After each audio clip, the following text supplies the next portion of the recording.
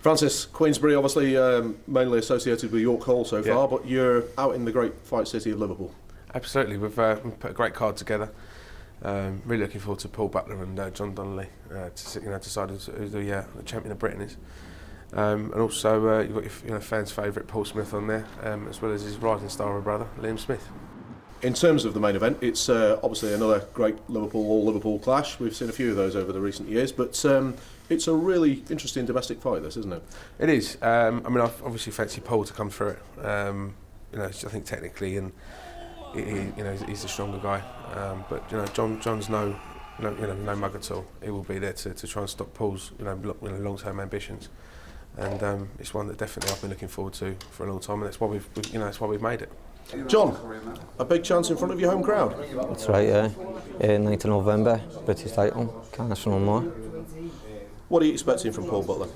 Expecting Paul Butler at his best, to be honest. I mean, he's at his best. He's a very good boxer, a very good fighter, so expecting nothing less than a hard 12-round fight. You're going in as an underdog, but you know him pretty well from sparring. You've watched his development. You've almost come up together in the same area. Do you fancy you've got a chance? 110%, yeah. Otherwise, I'm not in it just to make the numbers up a minute to win it. In a way, he's being groomed for titles beyond the British title. And do you think that might just play into your hands a little bit? Not so much, no. I know what to expect with Paul. I know that he's going to come, and he's going to come very well prepared.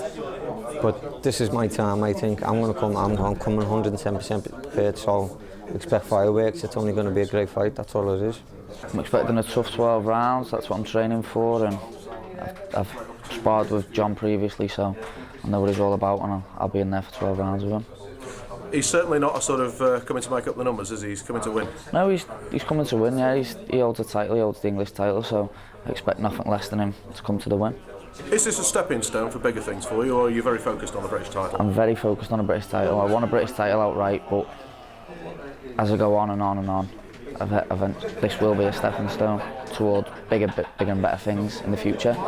Well, 12 months of injury and frustration and training and travelling, and finally you're getting back in the ring in Liverpool. Yeah, buzzing. I wouldn't care where it was as long as it's just a boxing ring. I just want to get back in. I've been waiting around and trying to bide my time for the British title. I've made no secret of that over the past 12 months.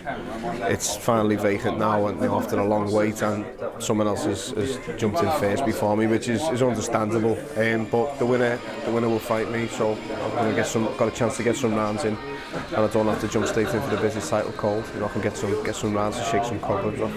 You're approaching 30. Before the Groves fight, there was talk of going back down to middleweight, having a go at a different division. Yeah. I mean, how's that gone now? Are there better fights at super middle? There's probably better fights at middle, but there's better fights at super middle if I get the British and move on to European level. De Gale's still there. I'd love a rematch with De Gale one day. I'd love to prove that it wasn't me that night.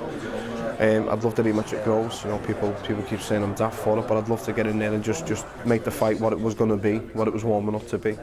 And from then on in, the world champions at the weight, Andre Ward's on his own, he's supreme. Carl Fletcher's, who knows how long Carl Fletcher's got, he's a very, very good fighter, and he's at the top of the tree as well himself.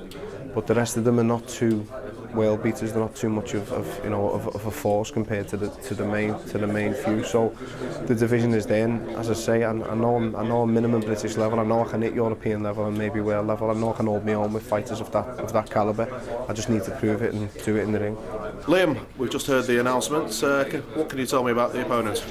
He's a good kid, southpaw, Scottish kid. I think I was matched with him a while ago. Only like over the 6 rounds. This is a 10 rounder, and hopefully it's a British eliminator. So, he's a good kid. He comes to win. He's only lost a couple, so I'm looking forward to it really. I guess if you get through this fight with McMillan, that's going to be a stepping stone to a British title, isn't it? Yeah, definitely. And this is a light middleweight one, so it's I've took a fight. Not a gamble, but now my options are open. My options, I can go back down to welterweight if a fight comes at welterweight. Dean and that, no, I'm a welterweight. But I also know I'm big enough and strong enough for light middle, and took this fight at light middle because if the British title comes at light middle or the English title, I'll take it. So, my options are open, and whatever fights come, I'll take them. And of course, your brother Paul's on the same bill. Is that an added pressure having another Smith on the bill, or not? It's sometimes, as I say, sometimes it's great for us, sometimes it's not great for us. We've had some great nights over the years in the Arena. Paul winning the British, me and Stephen winning on the undercard. But you know, the last time three of us done it, it weren't so good because we had one loser and one of us lost, two of us won. So it was mixed emotions early. But you know, hopefully, just me and Paul will both get good wins. Then it'll be another great night for the Smith family, really.